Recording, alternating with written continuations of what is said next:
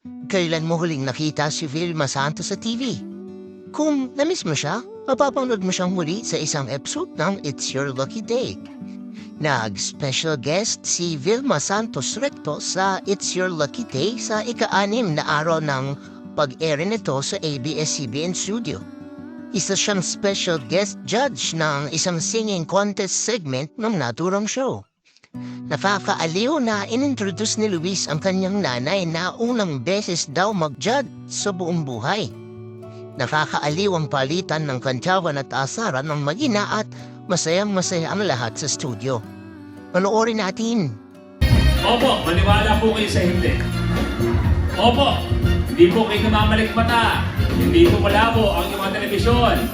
First time, mag-judge siya ng isang singing contest.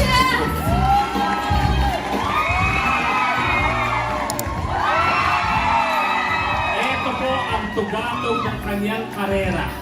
Lahat ng mga awards na kanyang nakuha ay mababaliwala dahil uulitin ko, mag-judge po siya ng singing contest.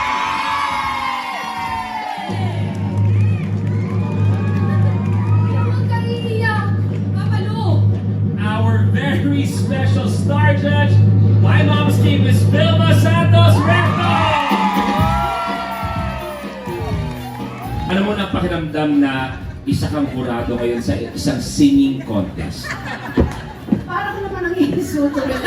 Ayoko naman ipagmukha sa kahit sino na judge ka sa singing contest. Anak, alam mo, again, kung ulitin ko, maaaring hindi ganong kagandahan ng boses ko. Pero alam mo, for 15 years, I think up to this day, ito naman yung boses na kahit sabihin mo hindi kagandahan, may kakanta ko bayad.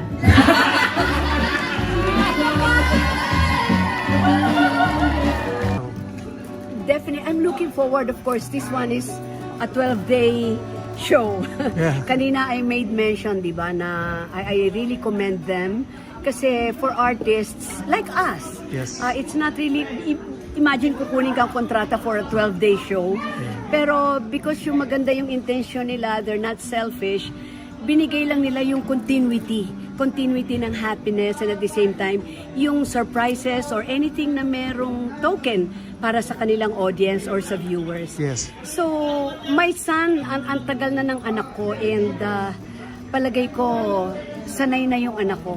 Kaya niya magdala talaga ng show. And let's face it, ang galing ng wit ng anak ko di ba? Kaya niyang sakyan ng lahat.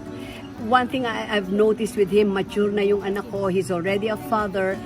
Pero one thing I've noticed is, kaya niyang dalhin ng audience from millennials hanggang sa mga adults or senior citizens. And for that, I'm really proud of him. I'm really proud of my son. Thank you. So good luck, anak. Good luck, anak. I love you. I love you, Lucky! That's it for this video mga kaintriga. Like, comment, and subscribe kung nagustuhan nyo ito, and see you next time.